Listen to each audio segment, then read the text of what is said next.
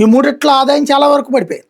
అవి రెండిట్లో అసలు లేదు, పావు వంతు ఉంది, ఇసుకలో అసలు లేదు, మైనింగ్ లో పావు వంతు, లిక్కర్లో మైనస్ లోకి వచ్చారని వీళ్ళే చెప్తున్నారు. వస్తున్నాయి లిక్కర్లో గతంతో పోల్చుకుంటే కాస్త ఎక్కువ వచ్చింది అన్నారు. ఇప్పుడు ఆ ఎక్కువలో తగ్గింది అన్నది జ్యోతి రాసుకొచ్చినటువంటి వార్త.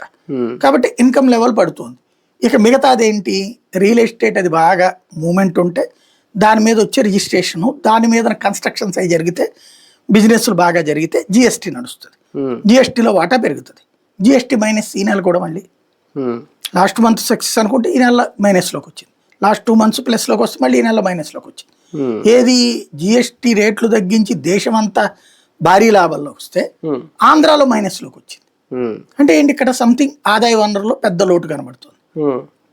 ఇవన్నీ చూస్తుంటే మనకి ఇప్పుడు మెయిన్ ఏంటి, చేతిలో సంపద ఉండాలి, జనం చేతిలో డబ్బులు ఉంటే వాడు ఖర్చు పెడతా ఉంటే దానికి అనుగుణంగా వ్యాపారాలు పెరుగుతాయి. వ్యాపారాలకు అనుగుణంగా వ్యాపార చేతుల్లో డబ్బులు ఉంటే అతను తీసుకెళ్లి పక్కన దాచిపెట్టుకోవాలనుకోడు. ఏ స్థలం కొంటామో, పొలం కొంటామో, బంగారం కొంటామో ఏవో చేస్తుంటాడు. అదొక రొటేషన్ అవుతూ ఉంటుంది. దాంతో పాటుగా పరిశ్రమలు, ఇప్పుడు ఎప్పుడైతే వ్యాపారస్తుడి దగ్గర నుంచి సరుకు పోతా ఉంటే ఏం చేయాలి, వ్యాపారస్తుడు సరుకు పరిశ్రమవేత్తల నుంచి తెప్పించుకోవాలి. పరిశ్రమలు రన్ అవుతుంటాయి. ఇదంతా ఒకదానికొకటి చైన్ చక్కర్.